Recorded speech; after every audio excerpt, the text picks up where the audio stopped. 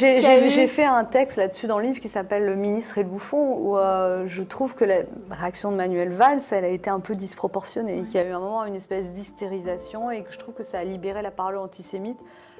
Voilà. Après, c'est sûr qu'il fallait réagir, mais je pense qu'il y avait d'autres moyens de le faire que ça. Voilà. Est-ce que vous trouvez à titre personnel je trouve que ça l'a fait, ça a augmenté clairement, si on regarde ce qui s'est passé concrètement, ça a augmenté la fréquentation de ces spectacles. Donc un coup de promo finalement, un coup pour de lui, pub. oui, bah, c'est ce qu'il a dit d'ailleurs, il a dit c'est mon meilleur attaché de presse. Et à titre personnel, qu'est-ce que vous avez pensé, vous, de Dieudonné? Est-ce qu'il est allé trop loin d'après vous? Moi, c'est très difficile parce que, oui, bien sûr, il est allé trop loin et bien sûr, je cautionne pas ce qu'il dit, mais en même temps, c'est compliqué parce que je l'ai connu, C'est ça, même vous auriez bien aimé. J'ai lu qu'à 10 ans, en 99, vous aurez plus de 10 ans, même vous auriez bien aimé faire un duo avec lui. Donc c'était un humoriste. Ah oui, mais c'est quelqu'un qui est extrêmement talentueux. Même tous les humoristes le disent, c'est un des humoristes français les plus talentueux. Il a produit un nombre de spectacles incroyable quand même.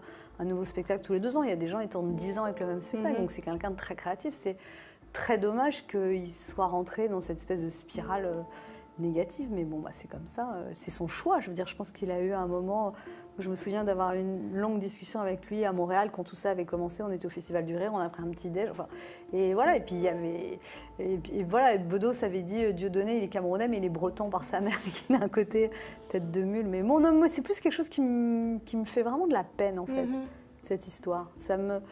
Ça m'a glacée, en fait. Ça m'a glacée par la teneur de ses propos, ça m'a glacée par l'espèce d'eau propre qu'on lui a jetée. Mais encore une fois, je ne cautionne pas du tout. Voilà, je sais pas, tout ça m'a mis extrêmement mal à l'aise. Et à un moment, il voulait, les chaînes d'infos voulaient absolument avoir les réactions d'humoristes. Et on était tous aux abonnés absents. Vous avez remarqué personne parce que c'est très compliqué de s'exprimer là-dessus. Enfin, je sais pas. Et puis surtout quand c'est quelqu'un qu'on connaît, quoi, qu'on a connu, qu'on a aimé. C'est difficile de prendre position. Ouais. Oui, on condamne, mais après, je sais pas, je vais pas, enfin, je sais pas, c'est un peu. Pas de carton rouge. C'était too much en tout cas. Dieudonné. Non, mais ça a été trop. Ça a été trop. À un moment, tout le débat tournait autour de ça. Enfin, c'était excessif. Mais je pense que voilà, dans cette fable que j'ai mis, le ministre et le bouffon, et ça se termine et je dis voyons, j'explique comment tout ça s'est passé. Et je dis voilà comment, croyant bien faire, un ministre transforma une petite tumeur de misère en gros cancer. Quelque part, je trouve que ça a fait grossir les choses, quoi.